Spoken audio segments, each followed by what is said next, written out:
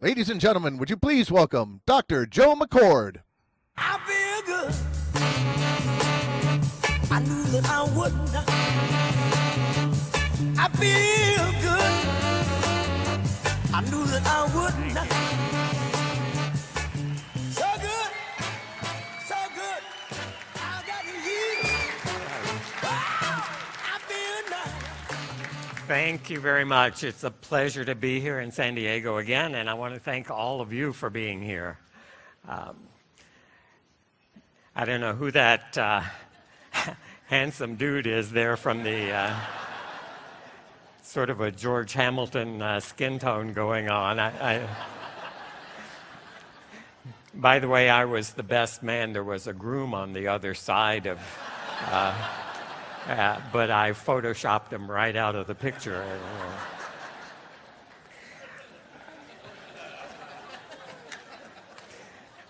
The picture's a little fuzzy, but after thinking about it, that whole decade was a little fuzzy.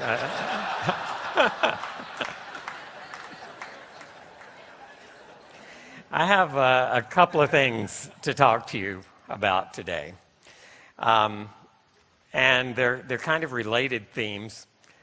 They're both about staying tuned. And the first part of this was instigated by something that happened earlier this month, one of the science calls. I hope you all tune in for those when they happen. The one that happened earlier this month was two distributors, Skip Campbell and Dondi Nettles, emceed by Ben Seaman. And when I listened to that call, I was just absolutely struck by how well done it was. If you haven't heard it, I urge you to go to the website and listen to it.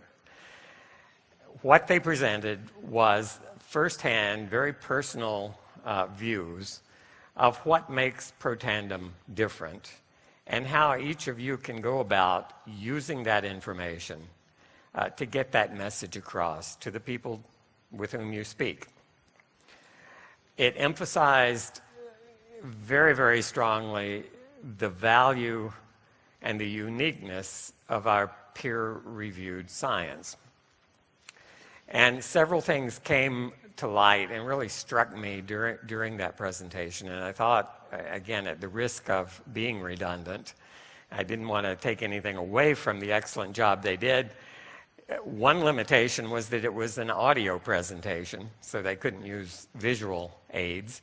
And I'm going to just reemphasize some of the things that Skip and Don covered with a little bit of visual enhancement for you. And I hope you take this right to heart and use it, because there's some very powerful tools available to you. And I want to make sure that you understand exactly what they mean and exactly what you can do with them. So the first part of this is stay tuned to LifeVantage. Stay tuned to this company. Why is that so important with this particular product? This product is different from many other products that are sold similarly. One of the earliest MLM products was from Tupperware. And you can pick up a Tupperware bowl with a snap-on lid, and it doesn't take you long to realize exactly what that is, how it works, and what it may mean in your life. And Tupperware literally changed the way most all of us do things. It was a really useful product, but one that's very easy to get your arms around. Protandim, on the other hand, is at the other end of the spectrum. It's a complicated product. If you haven't already figured that out, you will soon. And it's also a product that is not self-evident at the beginning. 5 years ago, my view of what Protandim is, what it does, was very different from my view today. In fact, my view today is very different from my view last week. And I'll point out how that changed. This is a changing canvas, and it's going to take some work on your part to keep up, just as it takes a lot of work on my part to keep up. So that's why staying tuned to the new information that comes to light is so important with this product in particular. The question that was raised in the science call was, what distinguishes Protandim from other products? And you've already heard this today from a couple of speakers, and it's worth reiterating and re-emphasizing. One of the major distinguishing features of Protandim is the peer-reviewed published science. And, you know, I have grown up literally for the past 40 years of my life dealing with the peer review process. And so to me, it's second nature. I don't even think about what those two words mean. But about a month ago, maybe 6 weeks ago, I got an email from Ben Seaman. And he said, someone asked me, what does peer reviewed really mean? And he wanted me to just explain it to him. And I sent him an email that had this text, and I don't expect you to read all that, too many words. That's more for me. But I explained in detail what those two words, peer-reviewed, really means. When scientists do a study, they write a manuscript describing it, and that manuscript is submitted to a journal for possible publication. And I say possible because you're by no means assured that your manuscript is ever going to be published in a reputable peer-reviewed journal. The journal editor selects 2 or 3 academic scientists who are well qualified to judge the quality of the work and the soundness of the conclusions that are drawn. Usually they are leaders or at least well-known contributors to the field of the science that's being submitted. They act as anonymous reviewers of the work. They're free to question anything and everything about that work. They're free to ask you to do additional experimentation. That frequently happens. They're free to question your conclusions. They're free to question your statistical analysis. This is scrutiny of the highest degree. The author must then respond to that critique from each of these reviewers until all their concerns are met. Sometimes that process takes 4, 5, 6 months, occasionally even longer. It can go back and forth a couple of times between the authors and the reviewers. The reviewers are anonymous to each other as well as to the authors, but they do get to see each other's comments. And often what one reviewer says, maybe in the first round, will be picked up by a second reviewer in the second round. And this thing goes back and forth until all the questions are settled and everyone involved agrees this is a sound, well-done study. All right, it takes a while just to describe that process, and trust me, it takes a long time to get through that process. In some journals, only 5 or 10% of the papers that are submitted to that journal are ultimately accepted and published. That's how rigorous the process is.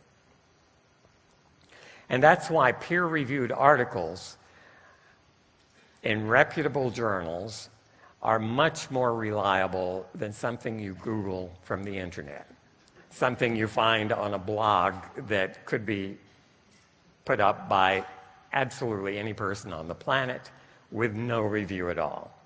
That's why peer-reviewed articles are more reliable, more informative, and more dependable than what a company may publish itself on its own website.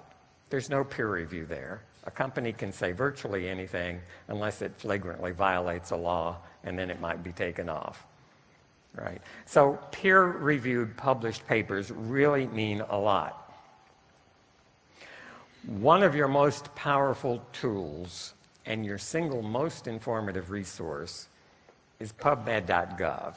And again, this was talked about by Dundee Nettles extensively, how he uses this tool. And I would really like for all of you to get familiar with this. There are 10 characters to type in, pubmed.gov, all right? You type that in your browser, and what comes up is a screen that looks like this. It's just like a Google search. The difference is this is not searching everything that anybody and his neighbor has posted on the internet. This is searching the peer-reviewed, published biomedical literature, not just from this nation, but from the entire planet. Every journal that meets the qualifications, that conducts peer-reviewed publication of biomedical research, is included in this database that's run by the National Library of Medicine of the United States of America. PubMed.gov is your tax dollars at work, and it's probably one of the most efficient and useful uses of your tax dollars. There are many, but this is up there. And it's an outstanding contribution of this country to the well-being of the entire planet, right? It works just like Google. So if you go bring up PubMed and you type in the search field something like Protandim, and you hit enter, what you see is all of the publications specifically discussing Protandim in the published peer-reviewed biomedical literature. And you might expect there would be hundreds because you may not have a feel for how this thing works. 6 is a very substantial number for where we are and how long we've been at this. Let me tell you, if you had done this search 1 year ago, there were 3. Right? So in the last year, this has doubled. There's a 7th waiting in the wings, and I hope soon you'll see a 7th paper there. These are independently funded for the most part. The first couple were funded by the company, and everything after that has been independent, funded by private agencies such as Parent Project Muscular Dystrophy, such as the American Heart Association, and from federal funding, such as the National Institutes of Health. If you click on any one of those publications, what you see is the entire abstract, right? And if you see the icon in the upper right of this screen, it says free full text PDF file, a reprint format of this paper.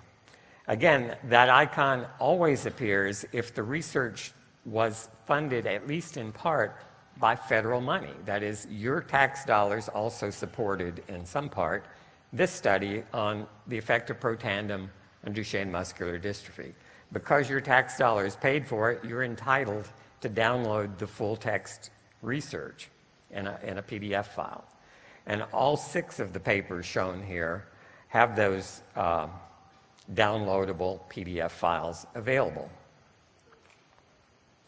If you go back to the initial screen and you type in, let's say, oxidative stress, you would find 81,000 hits. All right, that's a lot of research on oxidative stress. Protandim is aimed at reducing oxidative stress, but you can search more focused on the term Protandim or more broadly on the term oxidative stress. If you type in oxidative stress and any medical condition that comes to your mind, you'll get, again, a number of hits. If you in this case, oxidative stress and dialysis, which is a procedure that people undergo when they're in kidney failure, you find an amazing 1,113 publications on oxidative stress and dialysis. You can focus even more tightly, if you want to, by searching a topic with NRF2. Again, Protandim, and for newcomers in the audience, I'll explain what NRF2 is and what Protandim does to it in just a moment. But here, if you do a search of cancer and NRF2, that is, what do NRF2 activating agents do to cancer in various studies, 475 papers already, and this is rapidly expanding. I typed this in to make this screen capture a few days ago, and looking down the first few hits, the hits are arranged by the most recent. So what you see here is a paper that may have just been published within the last few days. And so this number is changing continuously. You see the the most recent stuff first. And as I was looking at the results of this hit, I noticed one paper that really changed an important way that I have viewed Protandim vis-a-vis cancer. And I discussed this with a number of you this morning, and this is a big topic, Protandim and cancer patients. And this paper looks at not Protandim, but curcumin, one of our ingredients. And curcumin in and of itself is a NRF2 activator. Protandim is greatly amplified. It works better than curcumin because we've got the synergy of the 5, but the mechanism is the same. Curcumin activates NRF2, Protandim activates NRF2 more strongly.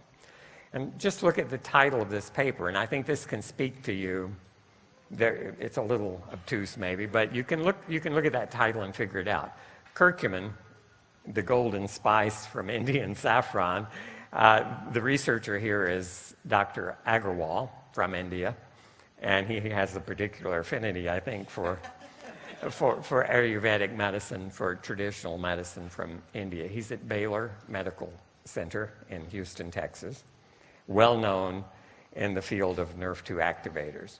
So curcumin is a chemosensitizer and radiosensitizer for tumors. What does that mean? Tumors are treated with chemotherapy and with radiation. The reason for treating tumors with those two treatments, and they both increase oxidative stress substantially, is that unlike most other therapies that you get from the doctor that tend to make your cells work better, these two are designed to kill cells because your body, if you have cancer, contains cells that are rogue cells. They're out of control. They're multiplying, trying to overtake your body. And a concern has been, because chemotherapy and radiotherapy both increase oxidative stress in an attempt to kill cancer cells, there's been a controversy for a number of years. Is antioxidant therapy a good idea here? Because you may actually protect the cells that you want to kill. You're using a therapy to put focused oxidative stress on these cells with the idea of pushing them over the edge, killing them. And therefore, I have recommended to everyone who's asked me for the last 5 years, should I take Protandim if I've got a cancer diagnosis, I'm about to undergo chemotherapy or radiation therapy? And my conservative response has been, because this is controversial, some scientists argue, don't do it because you may protect the cancer. Others have said, do it because you may protect the other tissues more than you protect the cancer. We didn't really have a definitive answer. This paper says activating NRF2 actually sensitizes the tumors to radiation and to chemo. So it's going to have a bigger effect. Okay? And the other part of that title is just as important. NRF2 activators are chemoprotectors and radioprotectors for normal organs. So imposing a NRF2 activator changes the way that tumors and normal tissues respond to radiation, and it does it in the best possible way. It makes the radiation more effective at eliminating the tumor and less effective at causing damage to the rest of your body that really needs to survive. Right. So again, what's my point here? This is a changing scenario. Every week, I do these searches myself. I look at the most recent new papers that have just hit the press, and this is the kind of thing I learn. And it changes the way I view Protandim. I said what I say today about it is very different from what I said 4 or 5 years ago, and this is precisely the reason. We're in the middle of a rapidly changing field, and we need to stay tuned to this company and to sites such as PubMed.gov to get the latest information. So don't just sit back and say, I learned about Protandim a year ago, I'm going to use what I learned then. You need to keep at it. I wish it were simpler, but it isn't. It's complicated, so hang in there. Do your best to keep up with this. do your best to use this as an impressive tool. If you sit down with someone who's trying to decide, should I take this supplement or another supplement, a competing product perhaps, flip open your laptop, type in pubmed.gov and say, what's the other supplement you're concerned about or considering? Type it in. Now, some of them actually do have peer-reviewed published studies, not many. Not many products. Most products you type in, you get no hits at all. It's not there. And they may say, well, the company says on their website it does this, it does that. Okay, if it's true, they should submit it to a journal. They should get a peer-reviewed published paper. Then it will mean something. All right, so use these tools. They are very, very powerful. The second part of this, my stay tuned theme, is stay tuned with Protandim. And I'm using a slightly different definition of tuned in this case, but I think it works well. And I'm going to interject one slide here. I know there are a lot of new people in the audience who haven't heard me talk before. It's always a dilemma because I know there are new people. Should I go back to square one and use this time to reiterate what Protandim is, how it works? And my concern is there's a lot of new stuff I want to talk to you about. And so there's a dilemma. Do I try to bring everyone up to speed? Maybe the best solution, if you're new, look at the website, look at some of the previous presentations that may start at square one and fill you in. But for those of you who are new to this group, let me explain what Protandim is and what it does. Protandim is a Nrf2 activator, and I realize that doesn't say anything to you guys if you're not a biochemist or have a PhD in some biomedical science. But I'm going to tell you very briefly what a Nrf2 activator is and what it does. It can be viewed as a biochemical wake-up call. Literally, these substances are messengers. And the way Protandim acts, and many of you have seen this before, but this is the single summary slide of what Protandim does when it approaches a human cell.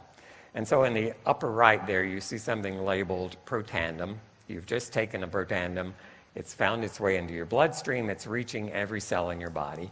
And when Protandim approaches any human cell, there are receptors on the surface of that cell. It's the analogy I use. It's like Protandim steps on your front porch, and it rings your doorbell. What happens inside that cell is there's a change occurring, just like when your chime goes off or your doorbell rings. Pushing the button outside has caused a change inside. In this case, an enzyme has been activated. An enzyme is a machine that does something chemically within the cell. In this case, it's a kinase. You don't have to remember that. And here it's signified by being activated. It turned yellow, but now it's turned on by Protandim. What does it do? Well, the important player here is that little red circle labeled Nrf2. That's the biochemical messenger that needs to send information to the DNA in the nucleus of every cell in your body. And it's being held outside. The messenger is stuck to a blue protein there called KEAP1. And that complex is modified by this kinase. And what you can see is a little yellow group was added to Nrf2. It's been chemically modified. So that activated enzyme caused by Protandim ringing the doorbell, if you will, has modified Nrf2, changed its structural shape. It looks different to the blue protein that's holding it. And as a result, the blue protein lets go of the Nrf2. The blue protein, by the way, is stuck to the skeleton of the cell, so it's outside the nucleus. And that's where it's been holding Nrf2. Now that Nrf2 has been modified, it's released by the blue protein, and it's free to diffuse into the nucleus of every cell where the DNA resides. The DNA is the master blueprint for that cell, contains the plans for producing everything that cell needs to make. When Protandim goes in there, when Nrf2 goes in there, it now has access to 25,000 genes that are in the nucleus of every cell in your body. And about 400 or 500 of those genes have receptors where that NRF2 can bind and act. You can think of it as a key and a lock, or you can think of it as an electrical switch that gets flipped. The NRF2 finds the 500 genes that it can modify. It binds to them, it turns on that gene, and the end result is all 500 of those genes upregulate the thing that they encode, the blueprint for which they are for some product that the cell makes. So